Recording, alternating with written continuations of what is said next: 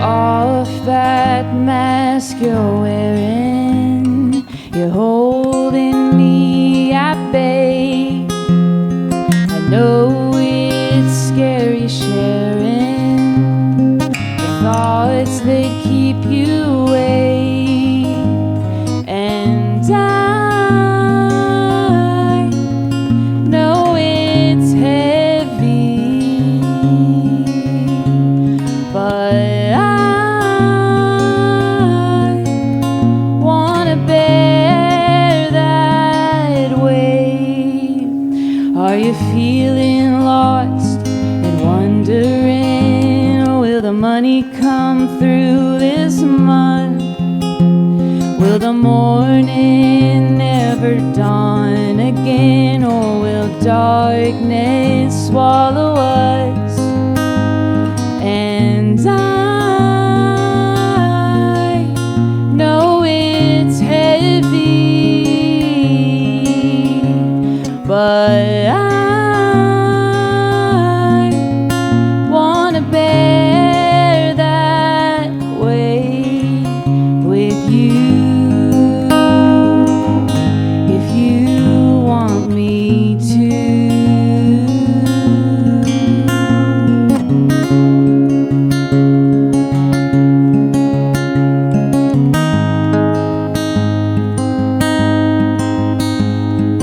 I know you're thinking things in that head of yours, but I wanna know if we're thinking the same things.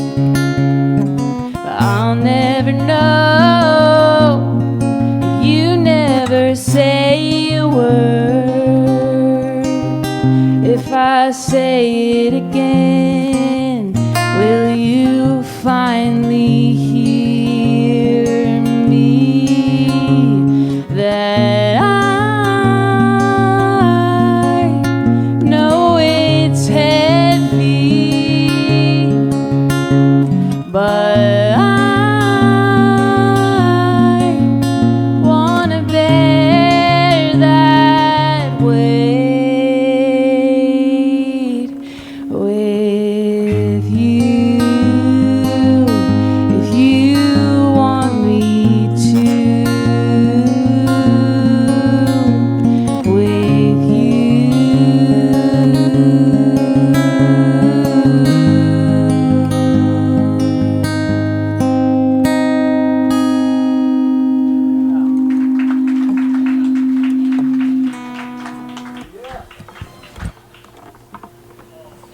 That's beautiful. So the song that Natalie just sang is in your program, all the lyrics there. And as I was listening to it, I was actually reminded of one of my favorite stories.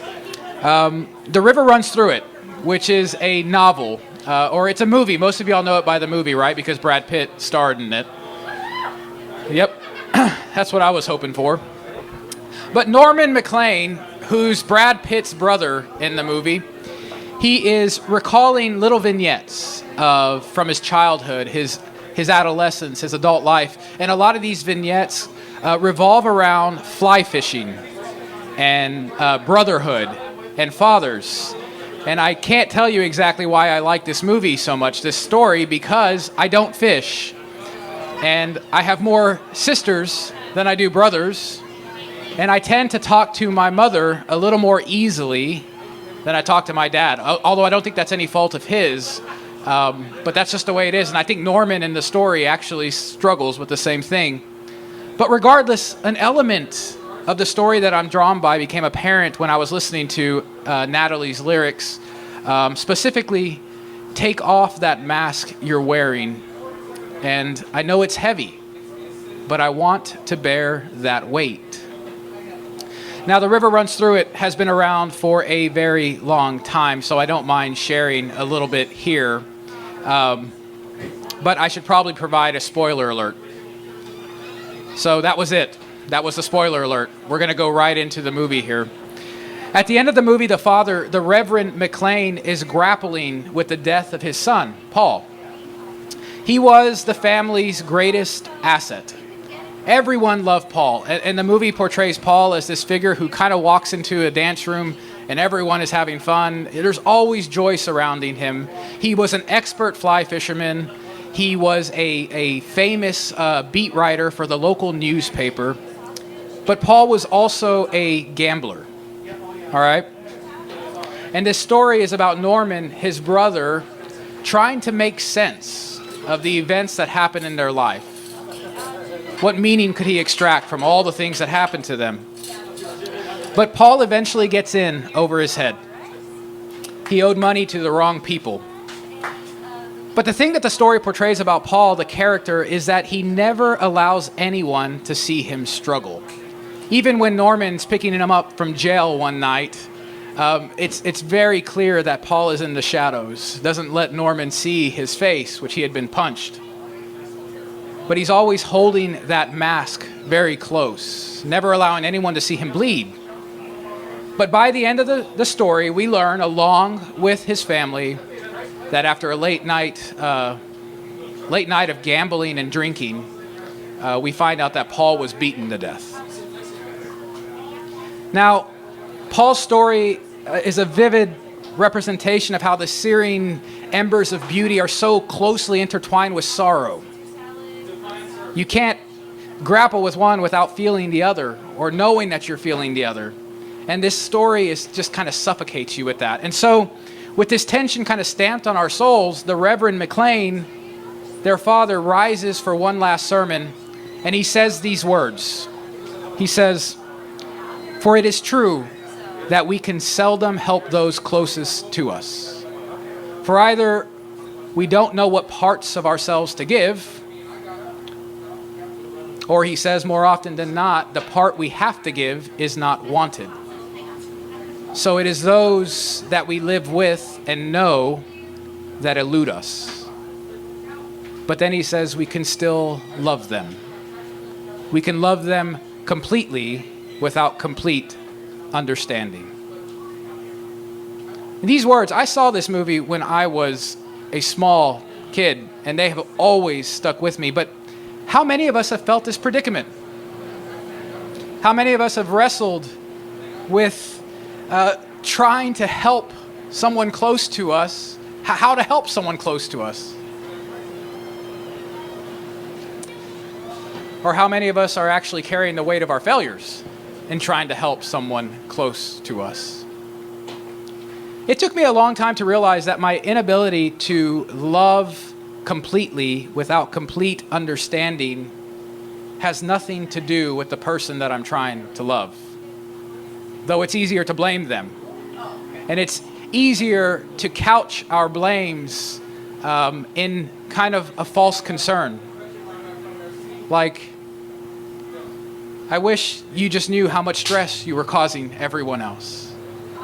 Or we're just trying to help you be accountable to others. We're trying to teach you responsibility. But it's challenging, friends, to convey love, care, and support without actually trying to fix the person that you profess to love, care, and support. And I've discovered it's in the fixing where most of our efforts go south, right? It's in the fixing where the people we are trying to help usually recoil and put that mask back on.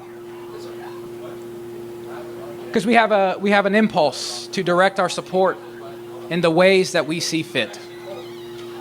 We have an impulse to, as we give our love and support, to try to control how it is received. In some ways, we sometimes treat our love and support like a stockbroker, right? Put a little money here, the dividends will appear here, and then you got to go buy this specific stock and sell this specific one. But how do you love somebody who's hurting without giving into the impulse to fix them? And I have another spoiler alert. I don't have any concrete answers to these questions, but what I can say, I know, I'm sorry, Pam. As I wrestled with them, another story came to mind. Another story about Jesus from the Gospels. Specifically, the one where he confronts the people who are about to stone a woman caught in adultery. And the thing that stood out to me is remembering how his presence stopped the casting of stones, literally stopped these folks from killing this woman. Let the one without sin cast the first stone, he says. And all who gathered around to throw stones slowly dropped them and slowly walked away. And then looking at the woman, Jesus asked, "Woman, where are your accusers? Has no one condemned you?" And she responds, "No one, Lord." And I imagine this, that as she responds, she doesn't take her eyes off the ground. She's holding that mask close. She's scared of what this man might tell her next. And then Jesus says, "Neither do I." And then he declares, "Now go and sin no more." And then I imagine that it was at this moment when the lady's mask fell off and that she was able to look for the first time with that burden fully lifted. And that was it. They part ways. We don't know what becomes of the woman, and for everything that we know what the scripture says, we don't know that Jesus never said to his disciples, "Go and follow her and make sure she sins no more." That wasn't a thing. Jesus just seems to walk around, passing out pure, uncoercive, unadulterated gift. And there is no indication that Jesus tried to control anything about the woman's life. There is no knowledge of whether the woman honored the gift either, and yet it was just given. So is this what it means to love completely without complete understanding?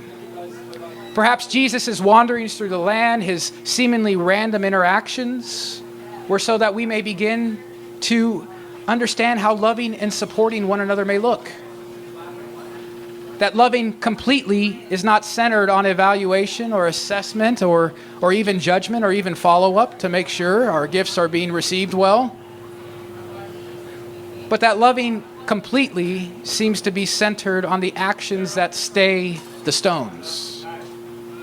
Perhaps just long enough for a person to feel safe, just long enough to take off the masks they are wearing. So I think about my love and support, how it can look while holding this intention, while being faced with the impulse to try to control the gifts that I'm giving. How may we love completely without complete understanding? How may we support each other without any personal expectation? Or how may the other's good be our only expectation? So this is what I've received from the song after listening to it over and over again. I did listen to it a few times. And I want to give this to you guys, and I want to invite you into the conversation. And it may be that nothing has struck you in terms of the themes that I've been lifting up. And it may be back to the song, but I want you to take a look at the lyrics. And if you feel comfortable, talk to the folks around you. What struck you? And then we'll be back in a minute, and we're going to hear from Natalie herself about Heavy. Thank you all. So, first I just wanted to kind of ask, what is kind of your journey in terms of storytelling and songwriting? Oh. The whole thing, just from the beginning. How long do we have? I'll give the shortest the condensed possible. Yeah. Well, I grew up loving stories, and as soon as I learned how to read, I just devour all the books that I could. I remember my dad would make up stories at night, tucking us in, and I consumed all the Disney movies, all of the things, and would tell stories. I wouldn't say that I was super good at it. It's been a honed skill. But hearing other people's stories, hearing a good story, hearing stories of victory and triumph and devastation, and I grew up on Bible stories too, and so I just really love a good story. And it's kind of funny how I think God wrote the best one, and it's like we always want to find, we always want the underdog to win, and we always want good to triumph over evil, and a lot of my songs talk about light and darkness and the wrestling between the two. And so I'm just fascinated by stories, and I reflect on my own and try to encapsulate an emotional truth into a song in the shortest form possible. And that's brought me a lot of joy. That's awesome. Thank you. Yeah. Well, what about Heavy? How did that story get woven together? I wrote it last year, and the first thing was we had a band in town that kind of prompted a lot of Austin artists to write a song about the pandemic. It can be as weird as possible, they said.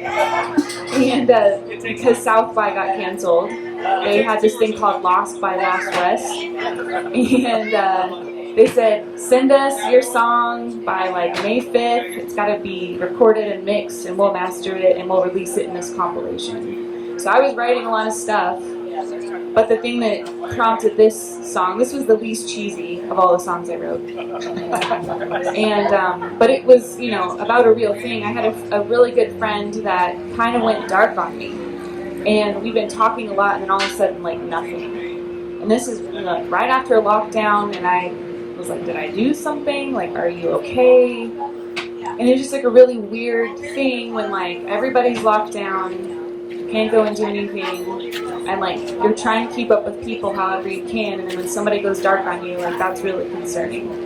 And like I felt like I knew them well enough to know that something was wrong, but like me asking, are you okay?